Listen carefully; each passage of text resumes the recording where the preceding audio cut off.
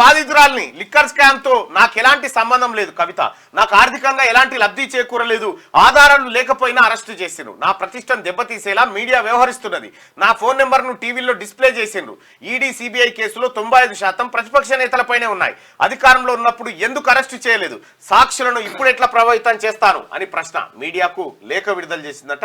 నేను బాధితురాలిని, నన్నే ఆగం చేసిర్రు అయ్యో అని చెప్పి కవిత గారు ఆవేదన వ్యక్తం చేస్తున్నారు. లిక్కర్ స్కామ్ తో నాకు ఎలాంటి సంబంధం లేదని కవిత అంటా ఉంది. లిక్కర్ స్కామ్ తోటి అసలు సంబంధమే లేదట, ఏం సంబంధమే లేదట. ఆ బ్యాట్ ఇక్కడదే దోమలు అన్ని అడగులుగా తయారైనాయి. ఈ నెల 23 దాకా జ్యుడిషియల్ కస్టడీ విధింపట. ఇది ఉందండి అడబెట్టు. ఈ నెల 23 దాకా జ్యుడిషియల్ కస్టడీ విధింపు. అంటే ఈ నెల 23 దాకా కవిత గారు తిహాడ్ జైల్లోనే ఉంటాడు, నో డౌట్. ఇక ఈ నెలనే కాదు, 2023, 24, 25 దాకా కూడా ఉండొచ్చు.